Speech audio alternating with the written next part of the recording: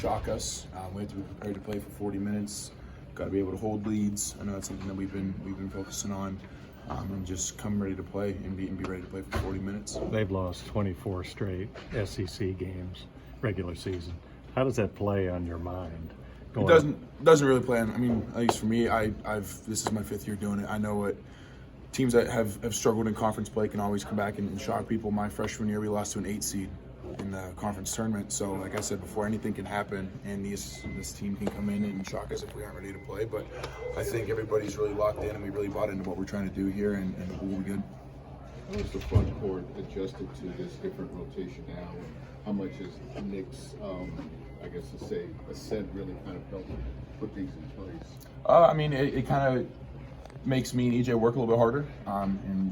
Coach always says everybody's minutes are up for grabs, but Nick has really solidified himself in that rotation and has earned the minutes that he gets. And he played 39 minutes last game out of 45, but he's earned that. So it's kind of up to me and EJ to see if Nick needs to get a break, and I can play at the 5, and EJ can play at the 5. So it kind of just depends on that. But it has created more of a rotation between me, EJ, and Keon.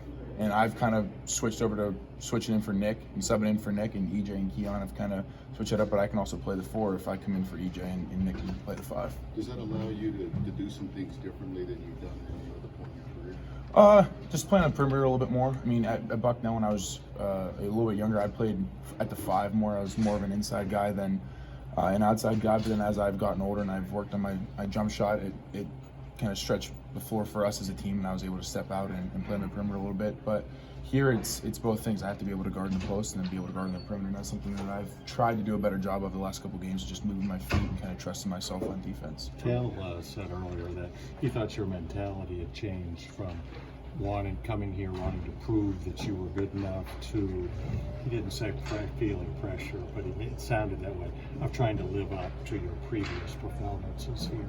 Yeah. What do you make of that? I mean, I would agree with him, and he's right. You have a couple good games, you have a good game coming off of an injury, and you feel like you have to play to that level every single time you step on the court instead of just proving yourself. So I think past couple weeks of practice, probably the last week and a half, I've tried to just prove myself like I did before, and it's not really living up to the hype as much as it is just every day, like proving why I'm here. And I mean, I feel like I've had a couple good practices. Texas Tech was a big time win for us. I felt like I played more confidently then, and did like all the small stuff that I used to do. Did you guys have a holy crap film review moment when you saw Ackley Ashton play, where he turned it over and he goes NFL defensive back to break up the lob at the rim? I mean, that was sort of a jaw-dropping moment, at least for those of us that were watching. Yeah, no, that's what Ashton does for us. He's a big-time defender. He's a big-time defensive playmaker. Whether it was that play or the steal at the end of the game that gets us a win, but when he left from like the Big 12 logo, blocks it off the backboard, and then we get a good possession after that. Like that's, like I said, that's what he does for us. And he understood he made a mistake on offense, and he had to get the ball back, and he sprinted his butt off to go and get it. And that's, like I said, that's just what he does.